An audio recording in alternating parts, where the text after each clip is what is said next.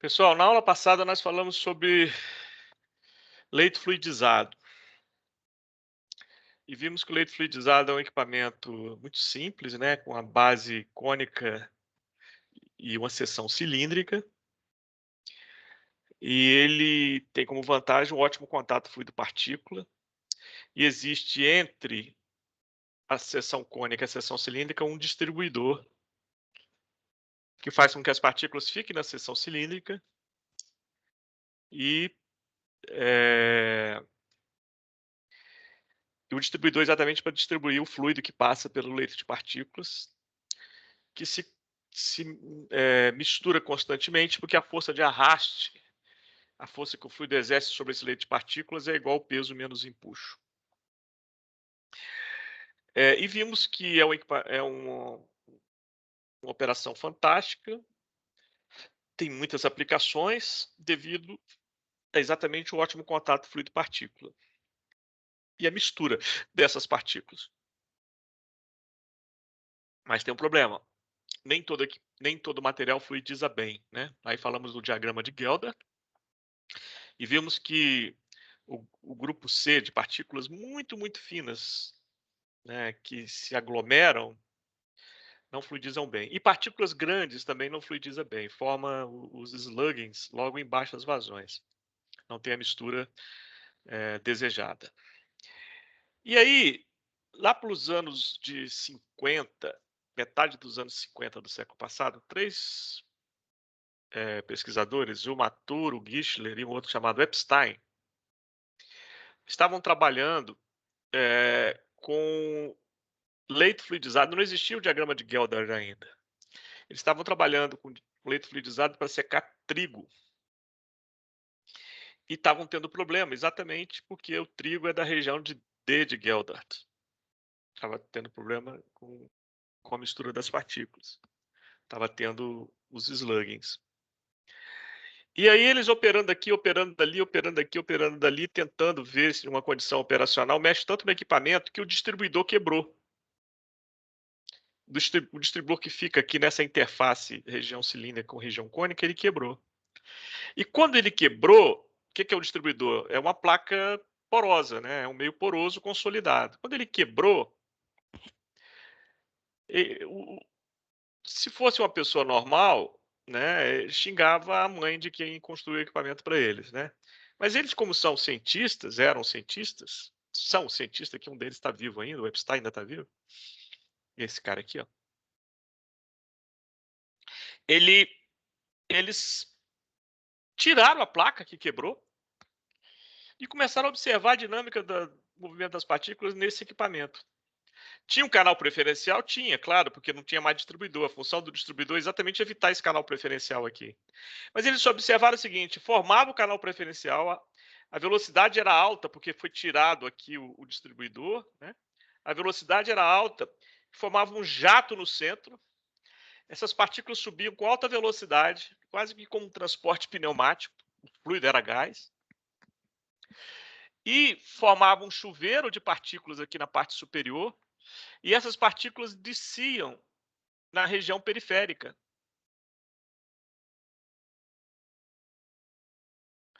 numa velocidade descendente lenta. Então, você tinha uma velocidade ascendente elevada no centro, por causa do canal preferencial, formava uma fonte, as partículas caíam e desciam, desciam e voltavam para o jorro e havia um movimento cíclico. E eles olharam para aquilo e falaram assim: caraca, por que não isso ser o equipamento? Diferente do leito fluidizado que não estava tendo um comportamento uniforme, esse aqui está tendo. Olha, é diferente do leito fluidizado, mas por que não secar o trigo nesse equipamento? E secaram e funcionou muito bem. E nasceu aí o leito de jorro, que eles deram o nome leito de jorro, por causa dessa fonte, né? Essa fonte jorrando aqui em cima. Em inglês, spouted bed. Pouco tempo depois, o Matur. Eram 3, né? Matur, Gichler e Epstein.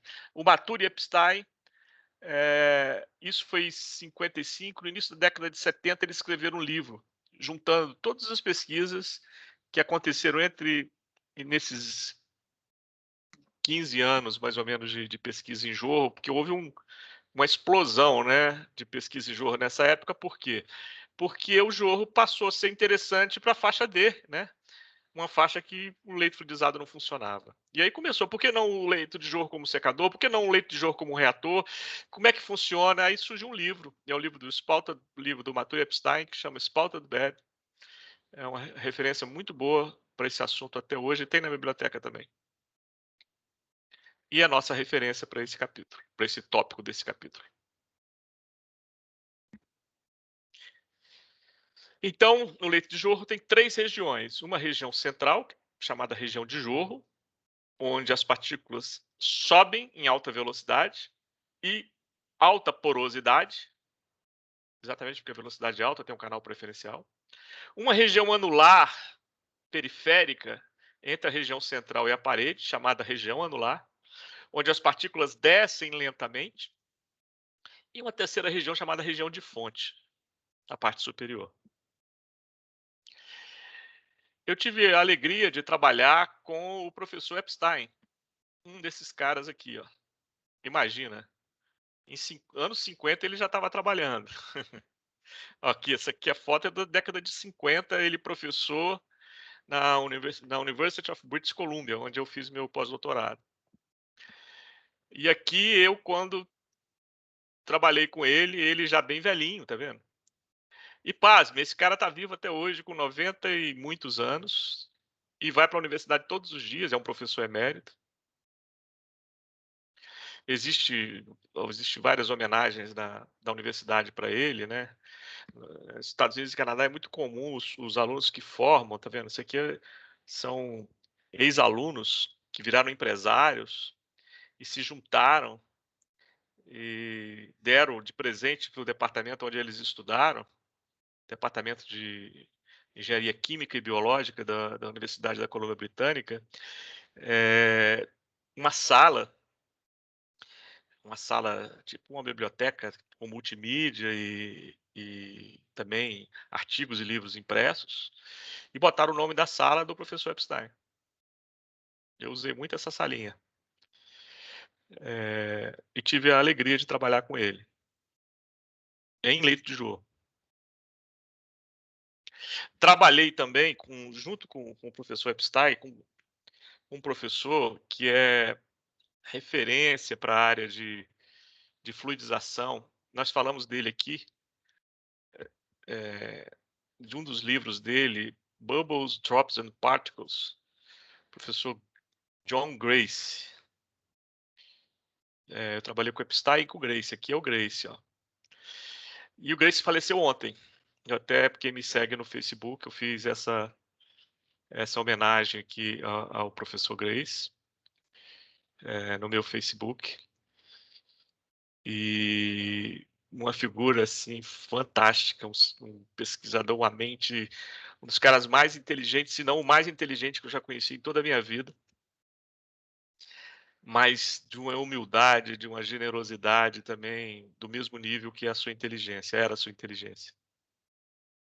E ele, talvez até ontem, ele era o maior especialista vivo em fluidização no mundo e aplicações de fluidização. Também em sistemas particulados. Muita aplicação de leite fluidizado na área de bioenergia, de biocombustíveis. Ele, no final da vida dele, ele trabalhou muito com energias renováveis. E ontem tive a triste notícia que ele faleceu. Esse aqui é uma foto, numa época que eu fui visitá-lo, e teve um jantar em honra a ele na universidade, e faleceu novo. Faleceu com 70 e poucos anos. E o professor Epstein, com 90 e poucos, está vivo até hoje. Bom, vamos lá, vamos continuar. Eis aqui um jorro. Lembra que eu mostrei na aula passada um vídeo de um arroz fluidizando e o arroz não fluidizava bem, lembra? O mesmo arroz agora jorrando. E aqui, essa é uma coluna leito de jorro é uma metade de uma coluna de acrílico, onde ela foi partida no meio para a gente visualizar por dentro aqui o que está acontecendo na parte interna do equipamento.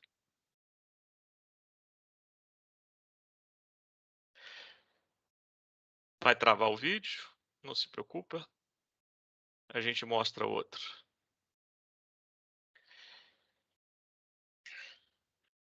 Vou colocar ele aqui.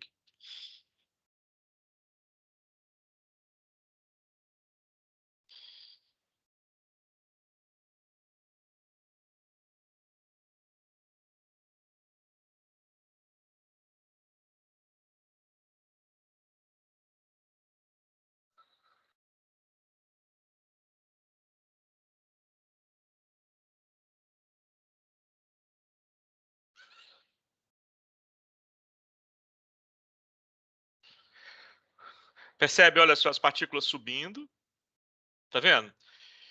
Forma a fonte aqui em cima e aqui elas descendo lentamente, percebe? Conseguiram enxergar? Olha, a velocidade, as partículas em alta velocidade subindo. Vou botar de novo. Olha, no centro, você vê os espaços vazios no centro, coisa que você não vê na região periférica. As partículas subindo em alta velocidade, formam uma fonte e descendo na região anular, olha. Conseguiram enxergar? Estou perguntando. Viram? Sim. Show. Aham. Legal. Então, o, o tal do leito de jorro se mostrou muito interessante e começou uma febre de estudo desse equipamento. O professor de OP2 de vocês, o professor Cláudio, eu fui orientador dele de iniciação, mestrado e doutorado. No doutorado dele, a gente estudou pela primeira vez na literatura o uso de técnicas de CFD para prever a fluidodinâmica de um leito de jorro. E o primeiro trabalho do mundo publicado em uso de CFD em fluidodinâmica do leito de jorro, por incrível que pareça, foi um trabalho da Universidade Federal de Uberlândia, Faculdade de Engenharia Química, do nosso grupo de pesquisa, né, o trabalho de doutorado do Cláudio, o famoso Mezenga, que eu orientei. Ver se esse vídeo aqui vai conseguir ser projetado. Ou se vai travar. Não travou, não. Tá vendo? Isso aqui é uma dinâmica de uma simulação em CFD. Pra você entender o que está acontecendo aqui, ó. As escalas de cores. Olha,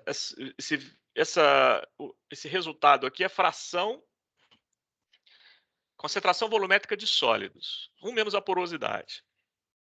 Então, vermelhinho, tá vendo? Onde tem muito sólido, 0,59 de sólido. Então, a porosidade seria 0,41.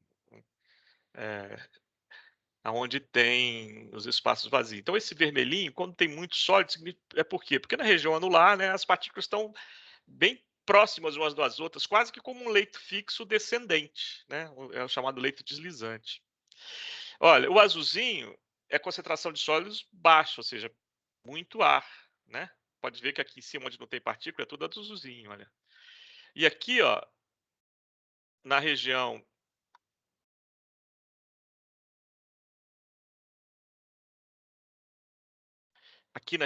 de jorro, tá vendo? É mais azul, tá vendo? Aqui, ou seja, tem mais ar, tem bastante ar, porosidade maior. E aqui forma a fonte.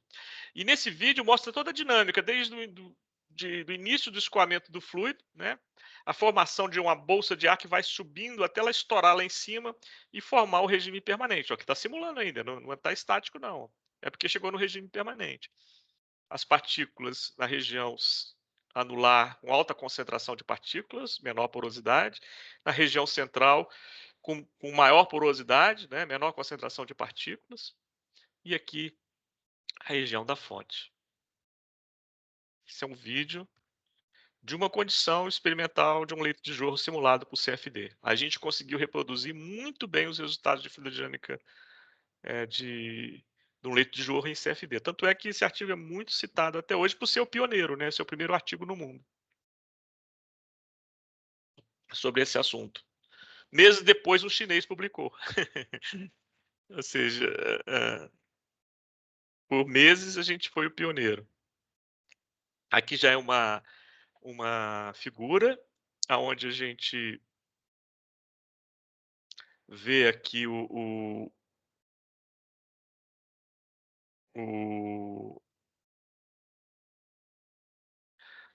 que eu falei dessas concentrações de partículas, uma imagem estática do regime permanente, né? Então você vê aqui, ó, na região periférica, anular, alta concentração de partículas, né? Na região central, na base aqui, menos, à medida que vai subindo, a concentração aumenta um pouco, aí forma a fonte, as partículas sobem, chegam na fonte e descem na região periférica. Isso aqui simulando os dados desse chinês aqui, o Hu et al. Não sei se você sabe, mas em mandarim, o HE se pronuncia como Hu.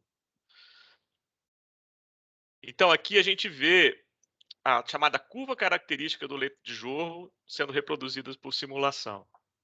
Aqui, ó, são várias curvas. Eu vou pegar uma delas. Eu vou pegar essa maior aqui. Qual a diferença delas? Essa aqui é a curva com a altura do leito estático, altura do leito fixo, de 30 centímetros, de 20 centímetros, de 15 centímetros e de 10 centímetros. Então, a gente tem uma região de leito fixo, uma reta, né? Pegando uma altura. Esquece essas outras aqui. Vamos pegar aqui essa de 30 centímetros. A região de leito fixo, velocidades crescentes, né? Uma reta, porque baixa a velocidade, a partícula escoa pelos poros. Não dá para ver aqui, né? Mas essa aqui não é a concentração de 0,59, então tem 0,41 de poros aqui. E as partículas estão paradinhas. E o fluido passa pelos poros. Essa região, essa reta aqui, né? Darcy, ΔP sobre L, Mi sobre KQ. Curva característica, ΔP contra a velocidade superficial. Então, o que está acontecendo aqui de vermelhinho é essa reta aqui. Ó. Agora vamos ver o que está acontecendo nessa região aqui no próximo slide. Ó, aqui ó, chegou nesse ponto de queda de pressão máxima aqui. Você percebe que começou a parecer que vai formar uma cavidade aqui embaixo? Aquele bolsão de ar que começa a subir. Então formou aqui. Ó. Aí para velocidades um pouquinho maior do que essa, olha só, a cavidade começou a formar. Por que a queda de pressão diminuiu? Porque, olha só, tem uma altura menor de leito fixo para o ar vencer a partir desse ponto cá para cima. Então, queda de pressão menor. Vazão um pouco maior, caminhando um pouquinho para cá. Velocidade do fluido um pouco maior. Ó, a cavidade aumentou. Se a cavidade aumentou, a altura acima dela é menor, portanto, uma queda de pressão menor. Vamos ver mais um pouquinho. Opa, a cavidade aumentou mais ainda, então ela tem uma altura pequenininha aqui, ó, a queda de pressão diminuiu bastante. Mais um pouquinho. Opa, a cavidade subiu, chegou a florar lá em cima, então a queda de pressão diminuiu mais. Mais um pouquinho, puf, a cavidade explodiu e formou um canal livre para a passagem do ar, então a queda de pressão despencou, foi para cá, ó, e formou um patamar aqui. Se eu aumentar mais aqui, vai formar um patamar tipo aquele do leito fluidizado, a altura dessa fonte vai diminuindo, mas tem um canal livre para a passagem do ar aqui, por isso que a queda de pressão é praticamente constante. Aí vou, agora aumentei, ó, aumentou a altura da fonte. Tem um canal livre. Está num patamar de queda de pressão praticamente constante, que é a queda de pressão de jorro estabelecido. Diminuir.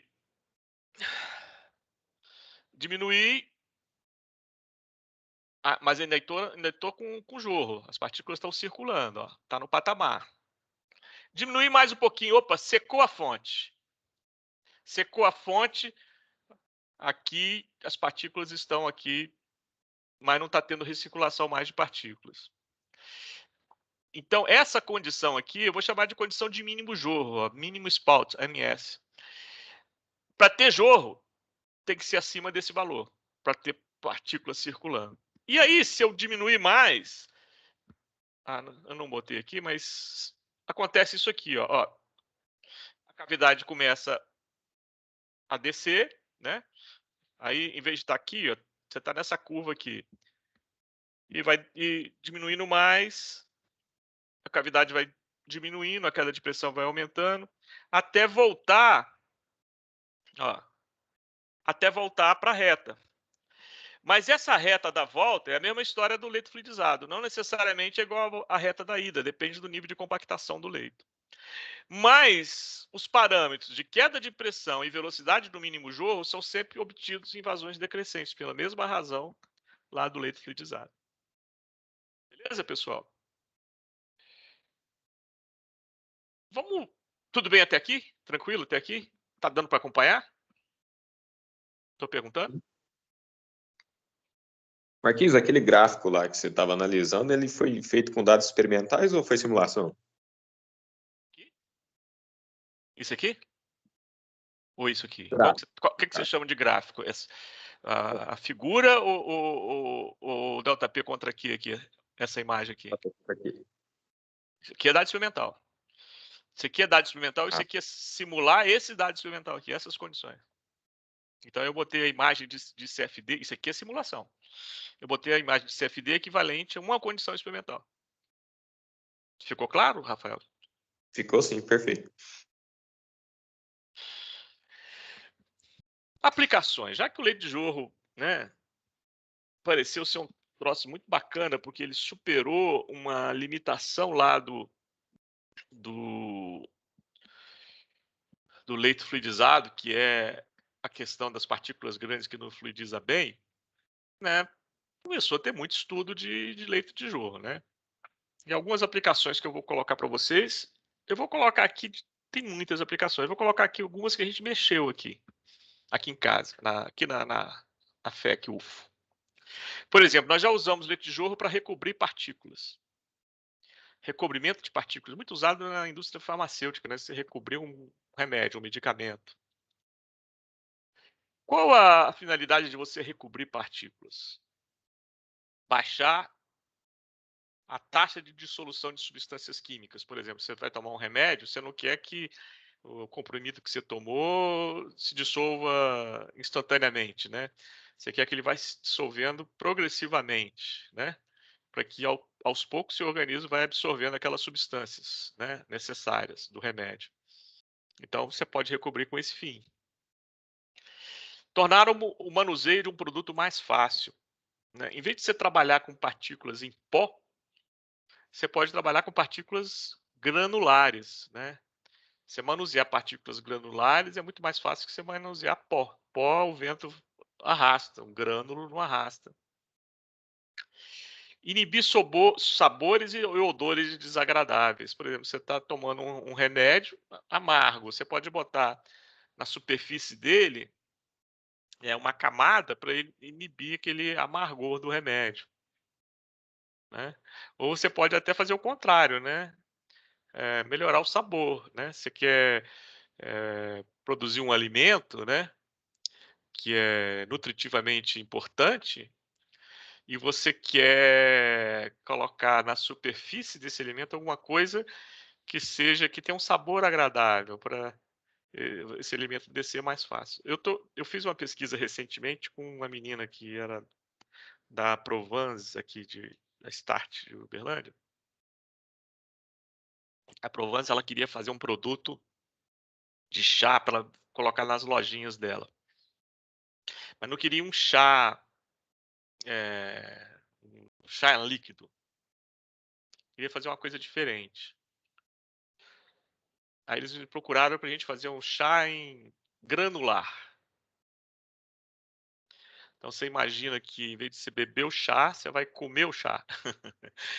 E tem vantagem nisso aí, porque quando você aquece a água, quando você usa água quente para fazer infusão, para retirar as substâncias do chá, você perde compostos bioativos, antioxidantes importantes que tem no chá.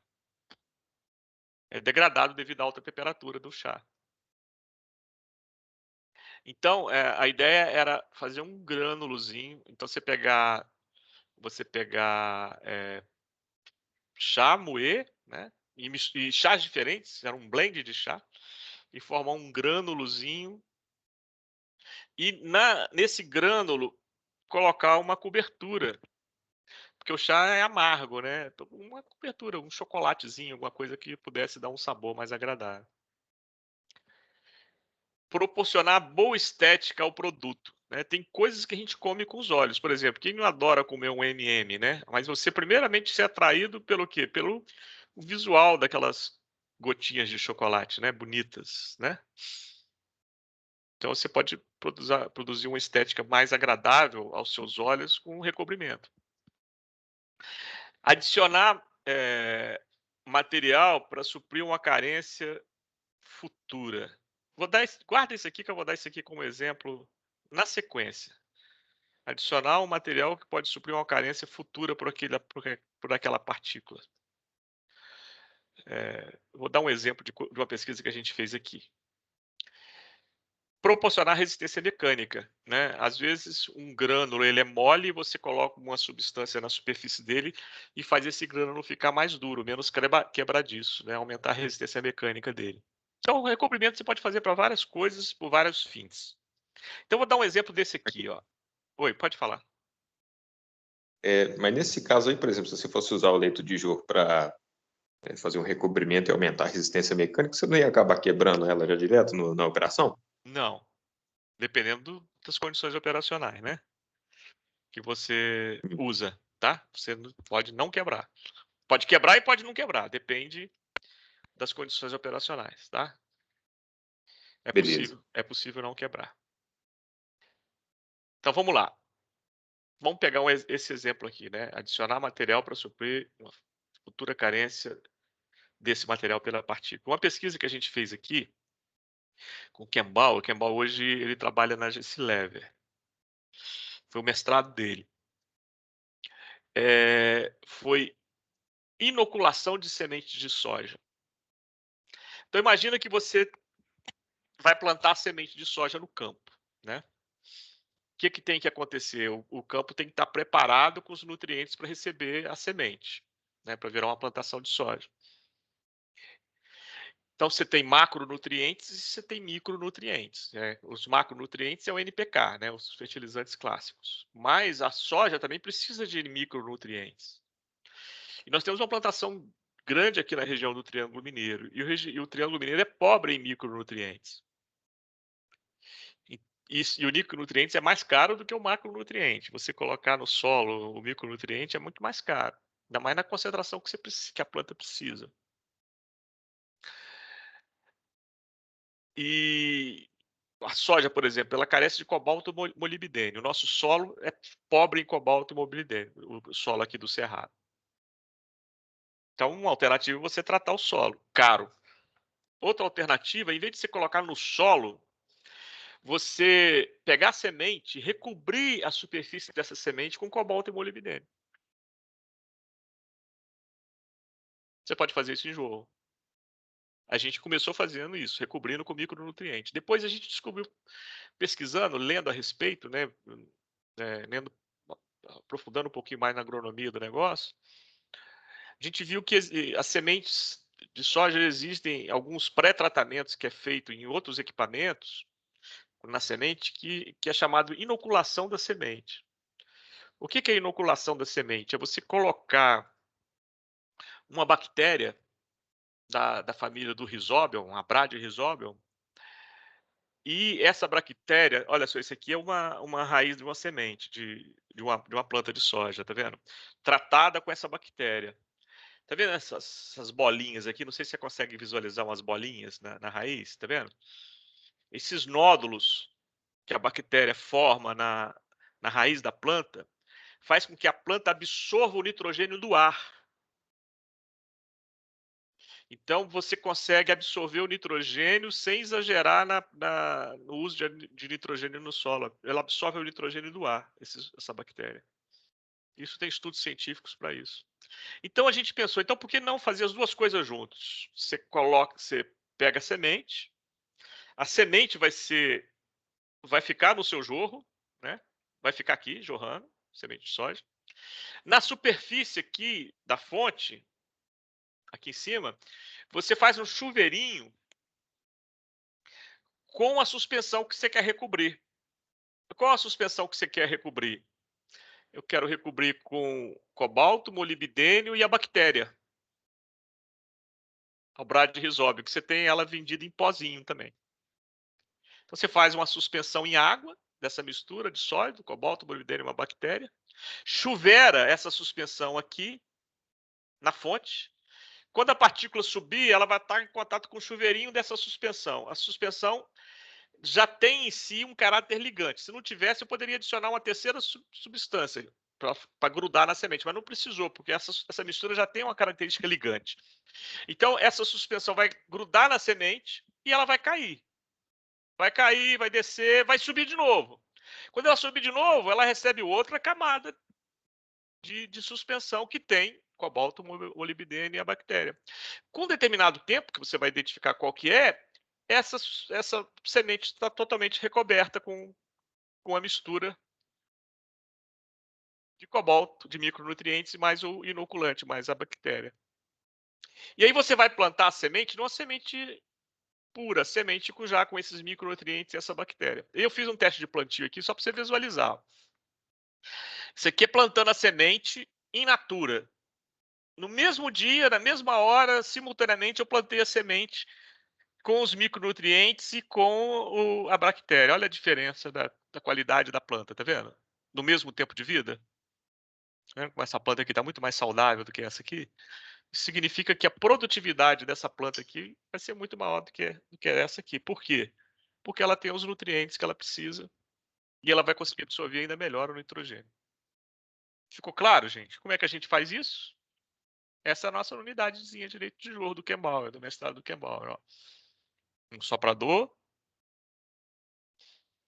um sistema de aquecimento e resfriamento do ar, trocador de calor, para você encontrar a temperatura desejada e variar a temperatura e ver efeito da temperatura.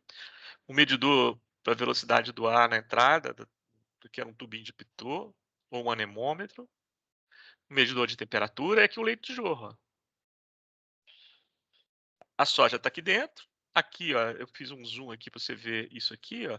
Esse aqui é um bico atomizador, onde eu tenho a suspensão, cobalto, molibdênio, a bactéria, misturada em água, uma bombinha peristáltica.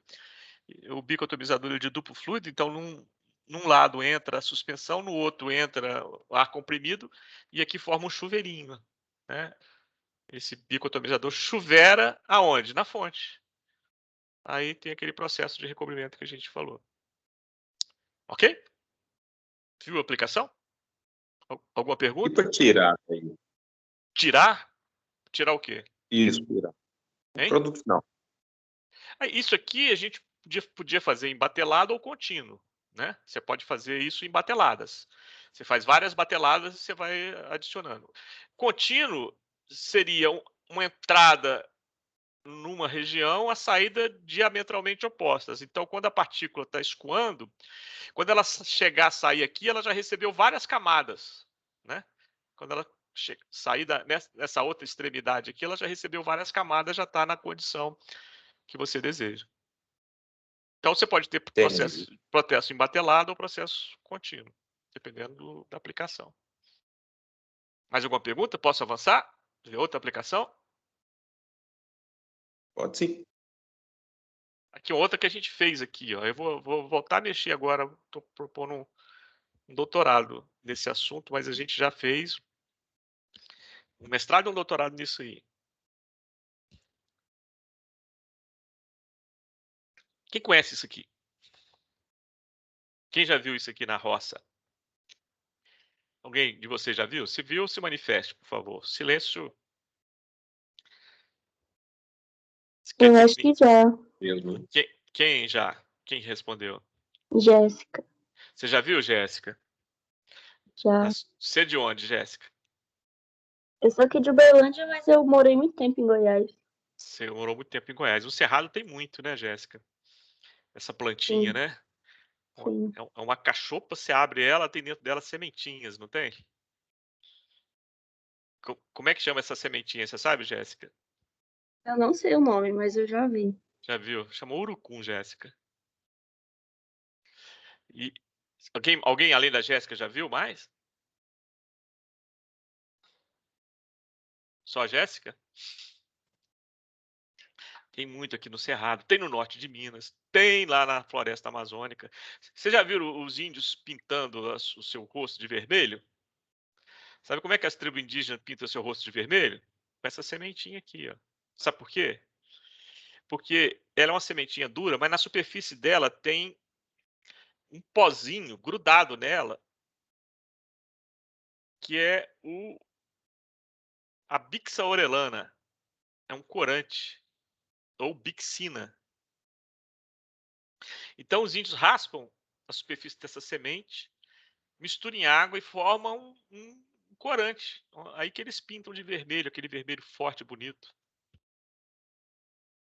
Alguém já viu falar em coloral? A mãe de vocês falou, vou usar coloral. Alguém já ouviu esse termo? É um corante? Estou perguntando. Ninguém ouviu? Já. Sim. Uhum. Sabe como é que é feito o coloral? Que é muito usado na indústria alimentícia? Da bixina. Sabia? Então, pega-se urucum. Como é que a indústria faz hoje? Extrai por solventes o corante aqui da superfície dessa semente. Eu achava que essa planta era tóxica. Não é tóxica. É porque aqui na rua da minha casa tinha, né? Tinha. E quem tá falando? É a Milena. Milena, não é tóxico, Milena. Acho que meu pai me falou isso pra não ficar mexendo. Não. É um corante usado na indústria alimentícia, sabia? Muitos Eu não alimentos que sabia, você não. come, às vezes o corante é a bixina que é extraído do urucum.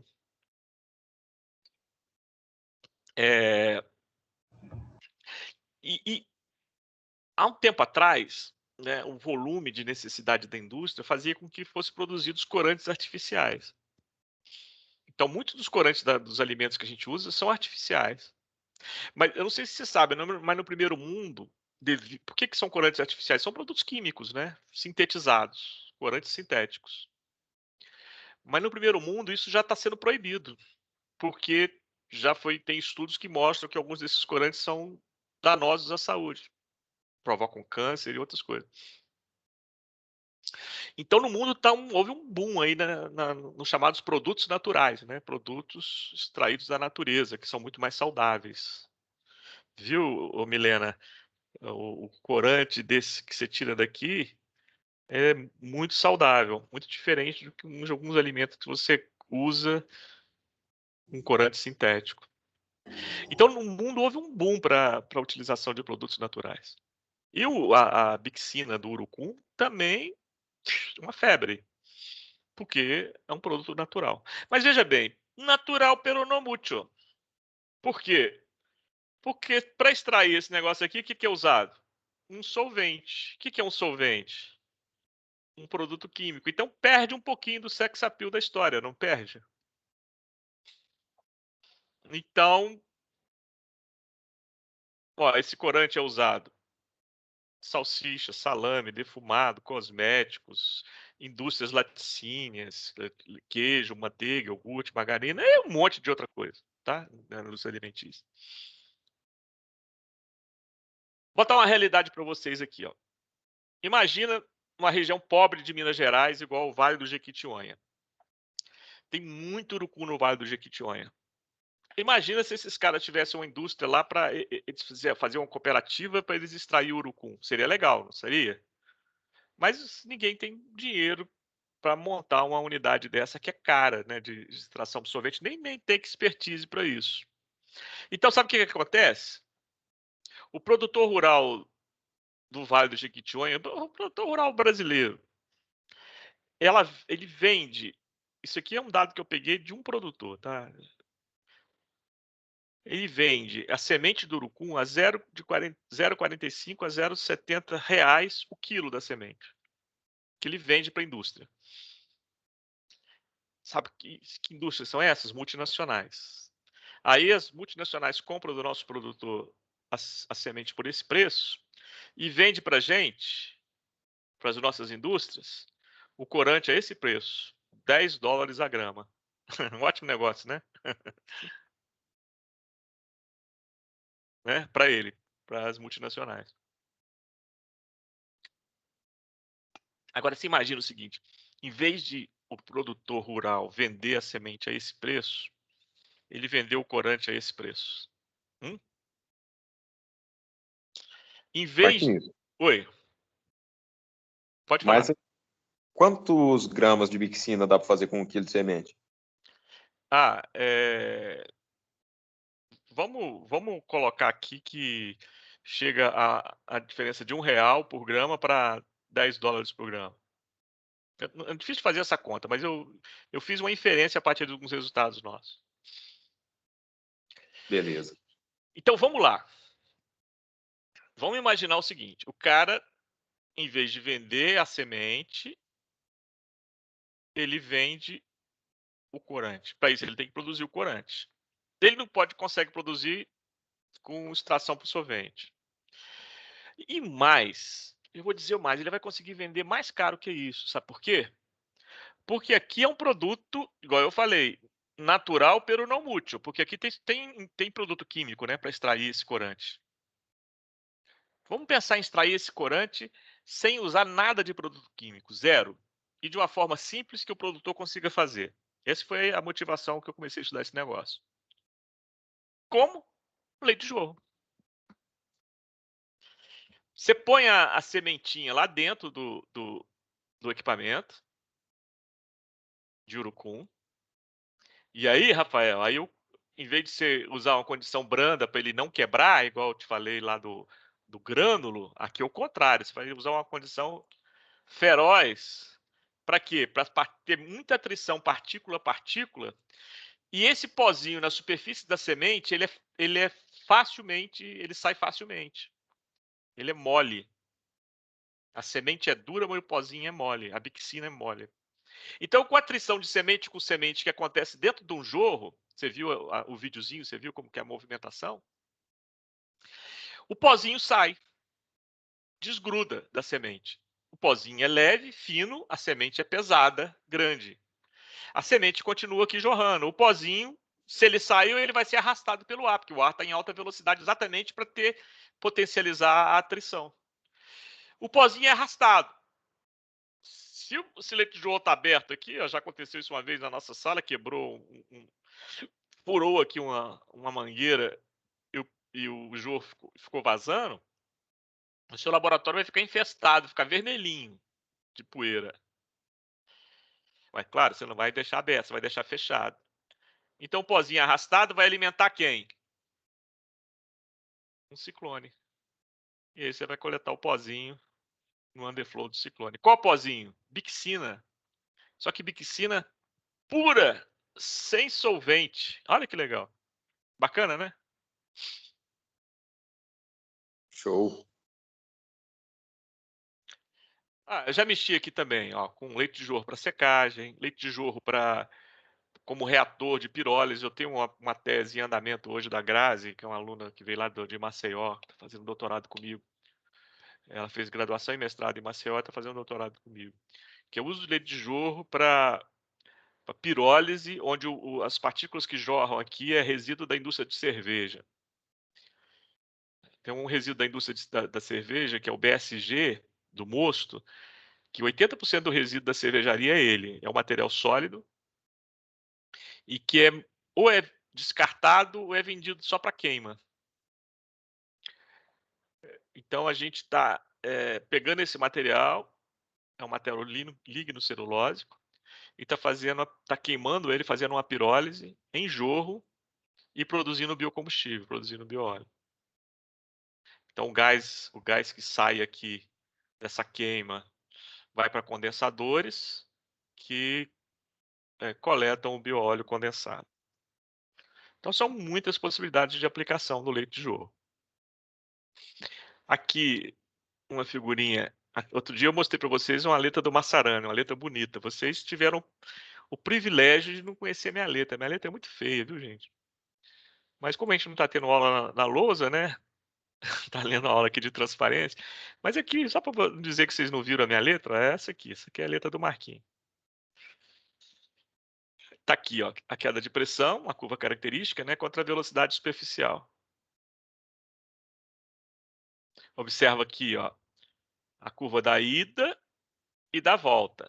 Então, ó, reta, leito fixo, né, vazões crescentes, forma aquele ponto de queda de pressão máxima. Quando começa a formar a cavidade, aí a cavidade vai aumentando de tamanho, portanto tem uma altura menor para ela vencer aqui, ela vai diminuindo a pressão até ela chegar aqui quando ela aflora lá em cima. Quando ela aflora lá em cima, tem um canal livre para passagem do ar. Aí tem o patamar de queda de pressão praticamente constante e a condição de jorro. Se você aumentar a vazão, vai aumentando a altura da fonte. Aí você vai diminuindo a vazão do ar de entrada, e aí, de repente, num determinado momento, a fonte seca. A fonte secou, deixou de ser jorro. E aí começa a formar a cavidade de novo, né? Aumenta a queda de pressão, porque essa cavidade vai diminuindo até chegar à região de leito fixo de novo.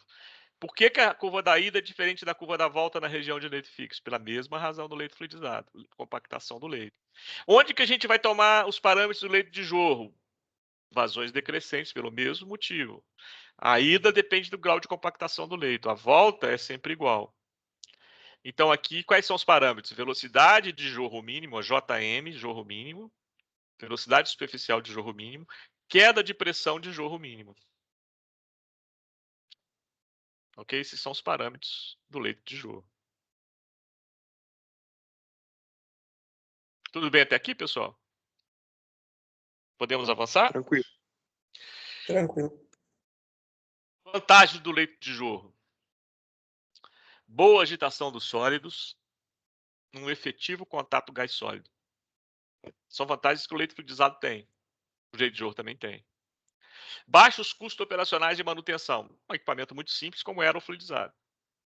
Pequeno investimento inicial, um equipamento muito simples, barato, como era o leito fluidizado. A vantagem do jorro sobre o fluidizado, que você consegue trabalhar com partículas grandes que não fluidizam bem. Limitações do leito de jorro na sua forma convencional, nessa forma que eu mostrei para vocês. Elevada perda de carga antes de atingir o jorro estável. Vamos ver essa curva aqui. Olha, a condição operacional é esse patamar de queda de pressão aqui. Ó. Mas para chegar aqui, eu tenho que vencer essa queda de pressão aqui.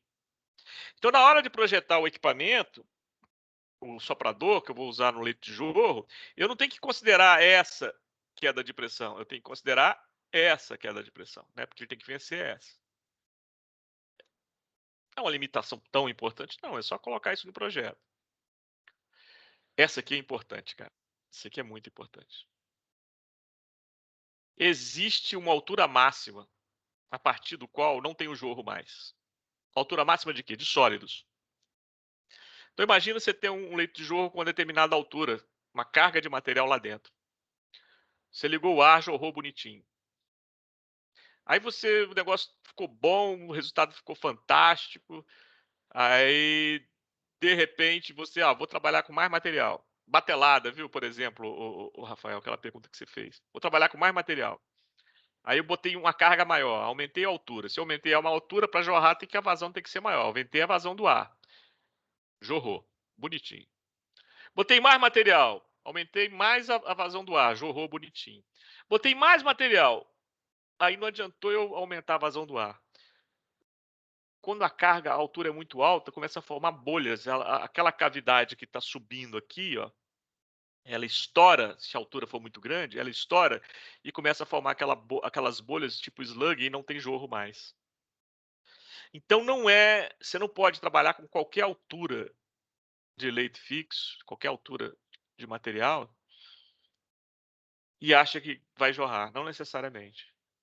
Cada material existe uma altura que a partir dela não jorra mais. Existe um limite, né, onde essa cavidade estoura por causa dessa resistência acima dela e não tem o jorro, não tem as características do jorro, que é o movimento circular uniforme.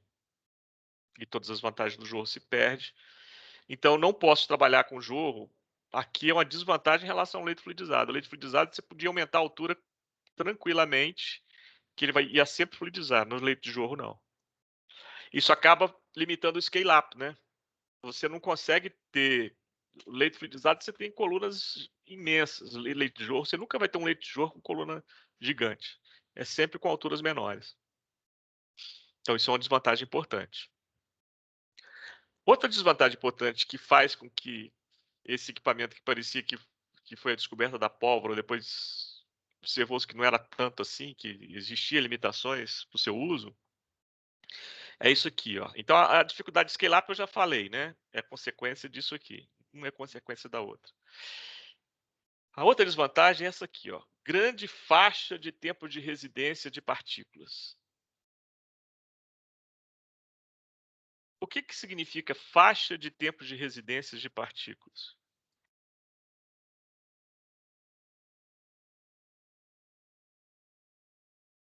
Não é grande tempo de residência de partículas, grande faixa, ou seja, partículas com tempo de residência diferente. Vamos tentar entender isso aqui. Vou botar esse vídeo aqui de novo, vamos ver se agora vai. Se não der, eu saio e entro de novo nele. Ó, percebe? Ah, não vai dar. Vai travar, não tem problema. Vamos para cá.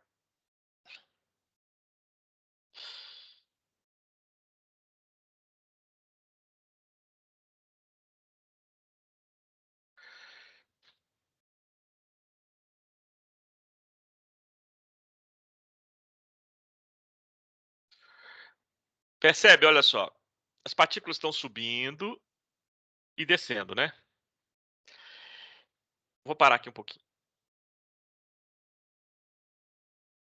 Ó.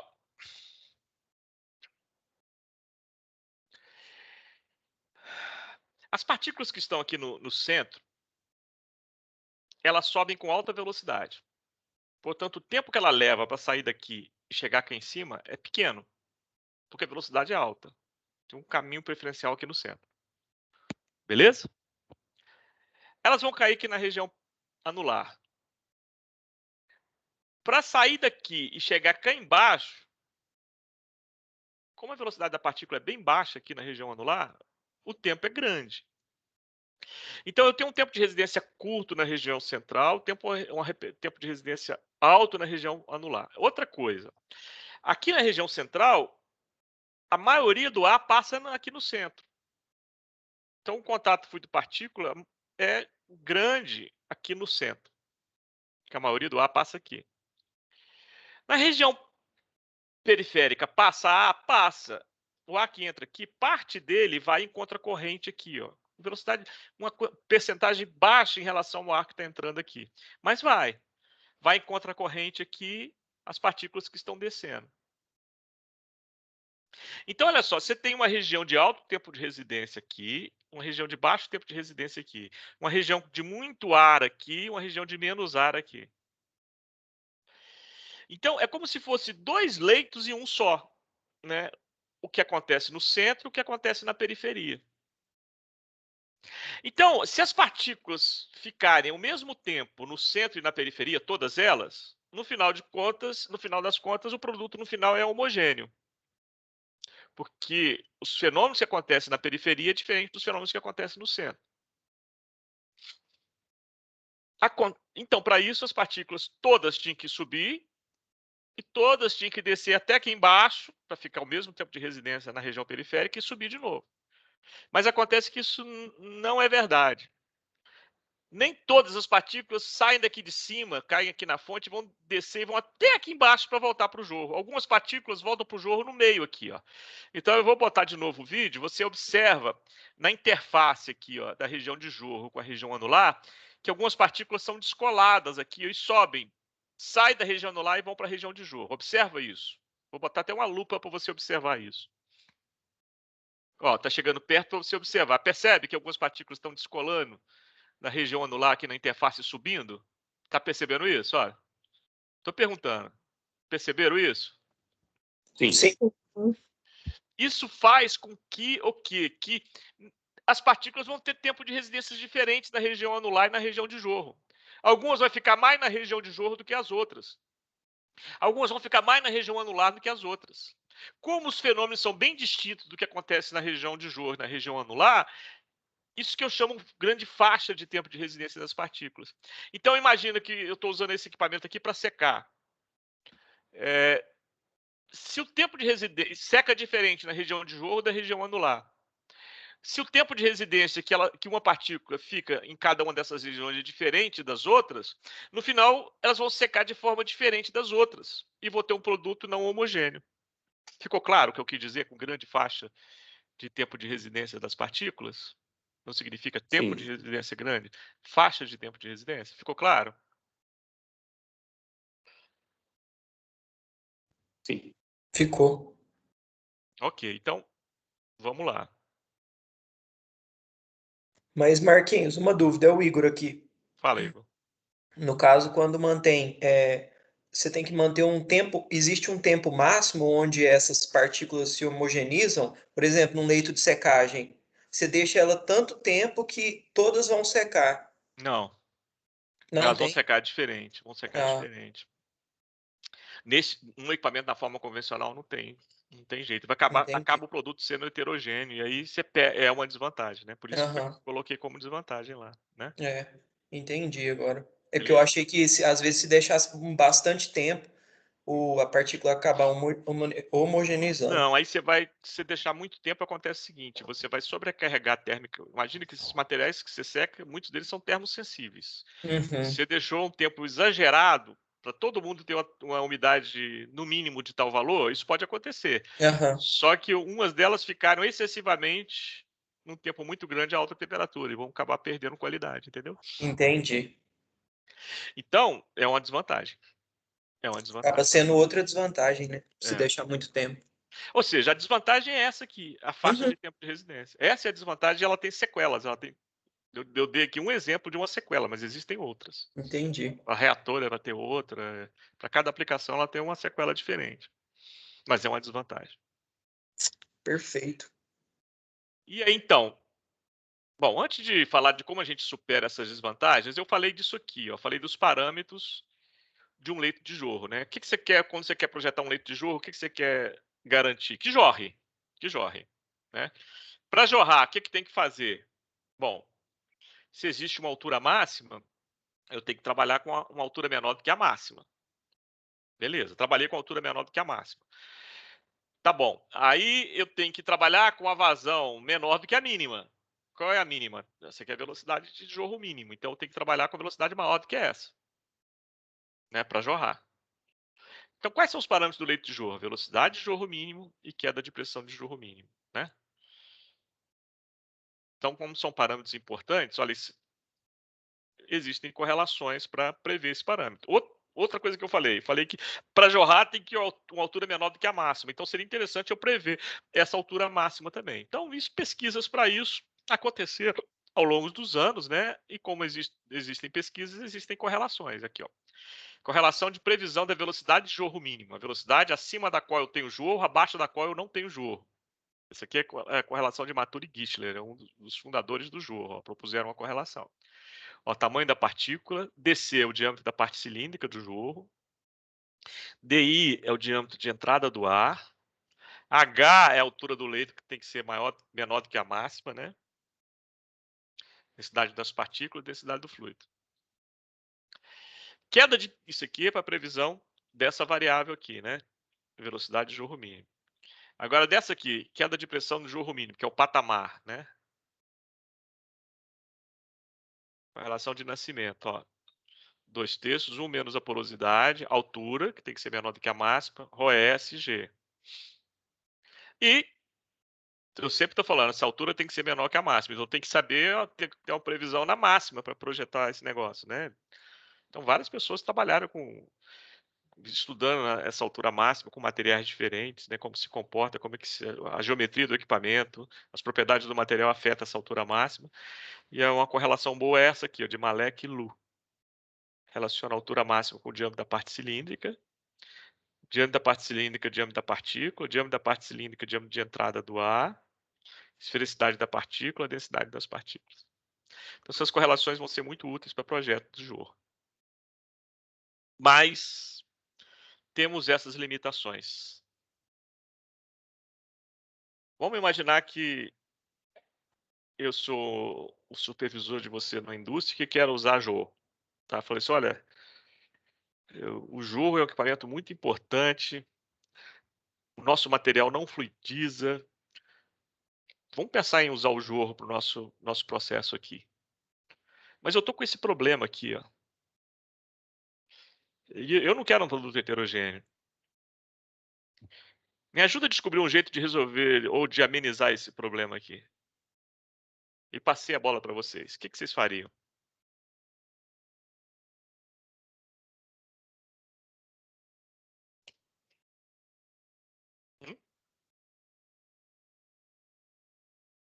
Estou perguntando. Alguém tem uma saída para amenizar esse problema aqui? Marquinhos, é o Igor aqui. No Fala caso, aí, Igor. poderia colocar um outro suporte, Como é que por seria esse exemplo, suporte, Igor? um outro suporte dentro do leito de jorro e fizesse num sentido de que o fluxo fosse ascendente e descesse tivesse um buraquinho embaixo. Durante o jorro, a partícula ia descendo e ela tinha que chegar lá embaixo para subir de novo. Homogeneizaria? Assim? Homogeneizaria. Isso que você falou, Igor, é isso aqui, ó. Né? É o leito de jorro com tubo draft. Vê se foi essa a sua ideia. É isso. Você botar um tubo exatamente com o diâmetro do jorro, Isso. separando as regiões. Então, as partículas que subirem, elas vão subir, vão passar pelo jorro como passariam. Só que essa parede aqui impede que as partículas aqui saíssem da região anular e fossem para o jorro, conforme você viu naquele vídeo. Né? É isso que você falou, né? Isso. Aí forma a fonte, desceria, e para ela voltar, tem que voltar onde que dá para voltar, só consegue voltar aqui embaixo. É claro que esse tubo não pode ficar preso aqui, senão as partículas não voltam. Né? Essa distância aqui tem que ser pelo menos uma distância que permita as partículas entrarem. Né? Isso mesmo. E ela vai afetar, você pode até estudar o efeito dela no comportamento fluidodinâmico. Entenderam a ideia do Igor, pessoal? Concorda com ele?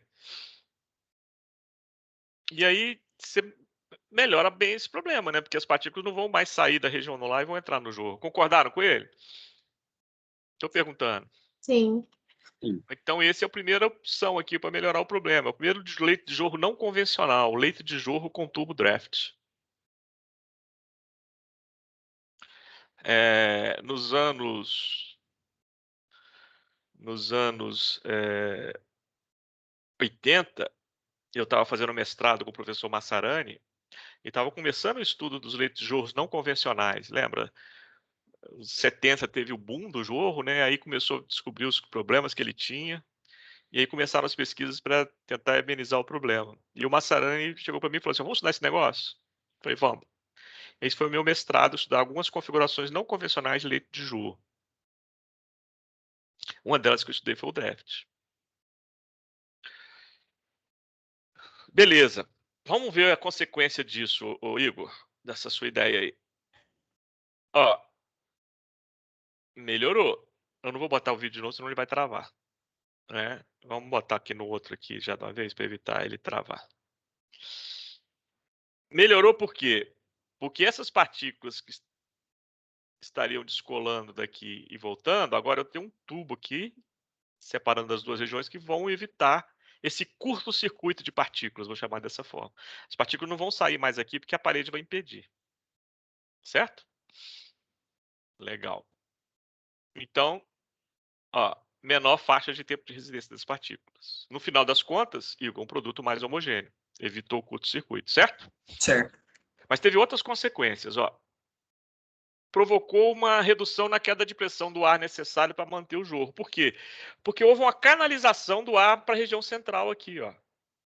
O ar que boa parte dele fugia para a região periférica, agora ele vai ser canalizado para o centro. Então diminui a queda de pressão. Continua tendo a altura máxima? Continua tendo a altura máxima. Só que a altura máxima, quando você usa draft, é maior do que a altura máxima quando você não usa draft. Exatamente por causa dessa canalização. Então são vantagens importantes, não são? Aí você pergunta, né? Então, todo mundo que usa Zorro usa Draft. Não tem. Só tem vantagens. Não. Não só tem vantagem, tem desvantagem também. Eu, quando estudei o Draft, observei isso aqui, ó. menor taxa de transferência de calor e massa. Acredita que diminuiu a taxa de transferência de calor e massa? Por que diminuiu? Vou explicar para vocês. Olha, quando você põe o draft, uma das consequências, igual eu falei aqui, você canaliza o ar para o centro. Parte do ar que iria para a região periférica não vai mais, ele vai para o centro. Então, vai diminuir a quantidade de ar que vai subir em contracorrente na região periférica, na região anular. Estão acompanhando o raciocínio? Vai ter menos ar subindo na região periférica. Agora eu pergunto para vocês, aonde a partícula gasta mais tempo? Mais tempo para percorrer a região? É na região de Jor ou na região anular? Estou fazendo uma pergunta. Anular. Anular, né? Ela demora a sair daqui de baixo, daqui de cima, para chegar aqui embaixo. Veja bem, eu estou reduzindo o ar que passa na região onde a partícula fica mais tempo. Isso tem uma conta. Qual a conta? Diminuiu a taxa de transferência de calor e massa. Ih, caramba. Sou chefe de vocês de novo. Fala assim, gente, vamos tentar diminuir essa limitação aí. O que você faria?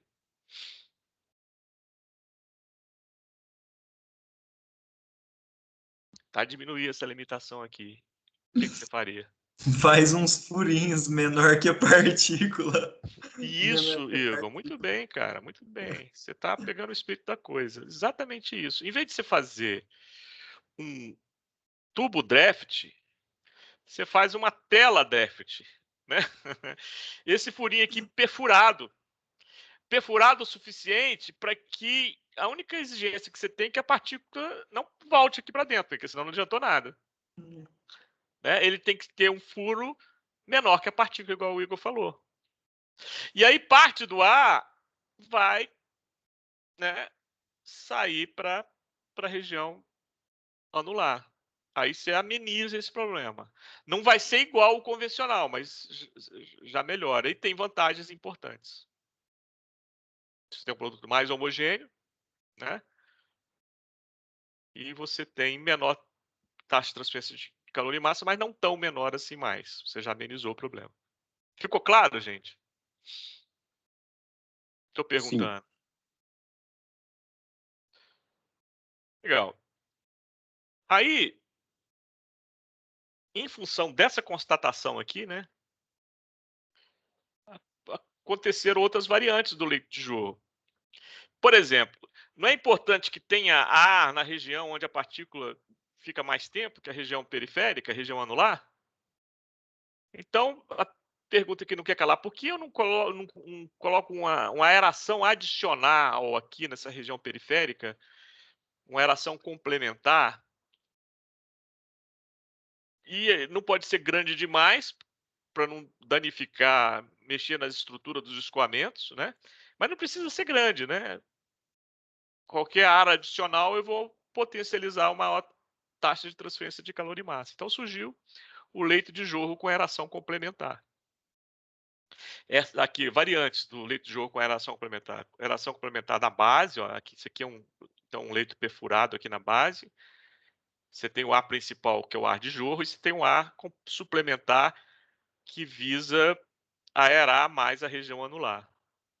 Ou aqui, ó, uma região anular aerada na parte cilíndrica, ó. Então você tem um ar principal, que é o ar de jorro, você tem uma aeração complementar aerando toda a seção cilíndrica, né? Ou você pode ter uma combinação das duas. Tudo bem? Esse é o leito de jorro com aeração complementar. Perguntas até aqui? Tranquilo? Tranquilo. Pessoal, tá vendo essa imagem aí? É da minha dissertação de mestrado. Eu fiz minha dissertação de mestrado em 1983. Em 1983 não existia computador, não existia microcomputador. Não existia software para você fazer desenho. Sabe como é que a gente fazia as nossas figuras, as nossas teses e dissertações naquela época? Em nanquim. Então as universidades tinham desenhistas, né? Você fazia um esboço do desenho, ele fazia um desenho em nanquim. Isso aqui, ó, foi um desenho em nanquim feito por um desenhista e foi um slide que eu preparei para fazer uma projeção em um reto projetor. Isso que nós estamos fazendo aqui agora, aula simultânea online. Isso, se alguém falasse isso em 1983, quando eu fiz o meu mestrado, era um futuro, né? Era algo assim que ninguém imaginava quando que isso pudesse acontecer, né? Você vê a evolução da tecnologia, né? Mas a ciência é ciência, né? Vamos lá, em 83, além do leito de jorro com o tubo draft, essas conclusões aqui, eu trabalhei também com leito de jorro totalmente cônico. Por quê? Vou explicar por quê. 83 ainda havia a Guerra Fria, ainda havia a chamada cortina de ferro. Não existia internet, a ciência era estanque, né? A ciência ocidental e a ciência oriental. A ciência no leste europeu, controlada pela União Soviética, a ciência no ocidente, controlada pelos Estados Unidos. Então, tudo que se fazia no Ocidente ficava no Ocidente. Tudo que se fazia no leste europeu ficava no leste europeu. Claro que havia as espionagens científicas, né? Tinha espião, não só político, mas espião científico também nas universidades ocidentais, como tinha no leste dos ocidentais no leste europeu, para descobrir o que um estava fazendo, para ver se, né, conseguia não ficar para trás nos descobrimentos científicos. Hoje nós temos um mundo muito bacana nesse aspecto, né? Um mundo globalizado, né? Hoje saiu um artigo na União Soviética, na China, eu tenho acesso a ele aqui horas depois que ele foi publicado, né? Então a evolução da ciência é muito mais rápida, né? Porque, né, hoje eu baixo artigos no meu computador. No meu mestrado, nessa época aqui, sabe como é que eu fazia a minha revisão bibliográfica, pessoal? Eu fazia assim, ó, eu ia para a biblioteca, eu fiz meu mestrado na Universidade Federal do Rio de Janeiro. Eu sou graduado também na Federal do Rio de Janeiro. Então eu ia para a biblioteca, já ia com dinheiro no bolso, com uma mochila nas costas, e já sabia, com um lanchinho na mochila, porque eu sabia que ia ficar o dia inteiro na biblioteca. Então eu ia para a seção de periódicos da biblioteca e pegava um artigo, uma revista que foi publicada, fazia uma busca antes em palavras-chave, localizava aquela revista no sistema da biblioteca, não existia computador, era com microfichas, e aí eu via qual prateleira estava aquele periódico, pegava aquele periódico e separava ele, e pegava todos os periódicos que tinham os artigos que eu queria, botava um marcadorzinho, um papelzinho para ficar fácil de identificar. Aí quando eu já tinha um volume muito grande que eu não conseguia a parte dele carregar mais, ia com aquele volume para uma fila de xerox. Aí ia lá, xerocava aqueles artigos que eu tinha selecionado para minha revisão bibliográfica. Aí começava tudo de novo. Depois de um dia inteiro eu selecionava um volume de papers que eu ia estudar para fazer a minha revisão científica. Hoje eu faço isso em segundos no meu computador, né? Para um artigo sair lá da Inglaterra e chegar aqui no Brasil demorava ano. Hoje é instantâneo, né? Foi publicado, 5 minutos depois eu consigo visualizar ele aqui no meu computador. Então, né, é por isso que a ciência está, né, evoluindo de uma forma veloz. Ainda bem, né? Ainda bem, porque a ciência faz bem. Embora alguns ficam dizendo aí que a ciência faz mal, né? Os, os ideólogos de ultradireita, né, que são contra a ciência, né? Todo o nosso conhecimento, toda a nossa evolução médica, da engenharia, vem de estudos científicos, né? Claro que isso é dom de Deus, mas, né, Deus capacita os homens para que eles, né, façam coisas boas para os homens, né? Ciência é isso. Bom, feito o parêntese, fechar o parêntese, então, separado o leste europeu do ocidente. E aí, por algum desses furos que vazaram, chegou a notícia: olha, gente, o leite de jorro surgiu na União Soviética também. Só que ele surgiu na União Soviética totalmente cônico. Ele não era uma coluna cilíndrica com a base cônica, igual o nosso leite de jorro. Será que tem alguma diferença? Será que tem vantagem, tem desvantagem? E o Massarani me deu isso para investigar. Investiga aí. Vamos fazer um leito cônico e vamos ver o que está acontecendo. Então, alguém me perguntou, acho que foi o Rafael, sobre o processo batelado e contínuo. Esse aqui, ó, é o meu mestrado, eu fiz um processo contínuo para secar grãos de milho e arroz em leito de jorro. Olha aqui uma esteirinha transportadora, tá vendo? Alimentava numa extremidade e a retirada era diametralmente oposta, tá vendo? Um soprador, um sistema de aquecimento de ar, de medida de vazão, de medida de temperatura e aqui o leito de jorro para secagem de cereais. E aí eu comecei a investigar a diferença entre o leito de jorro cônico e o leito de jorro cone cilindro. E todas as limitações que o cone cilindro tinha, o cônico também tinha. Tá? Claro que tinha características de carga diferente, né?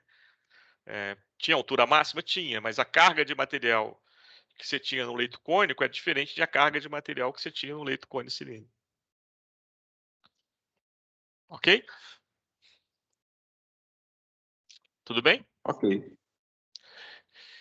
Então, pessoal, eis aí o leito de jorro que nasceu de um acidente com o leito fluidizado.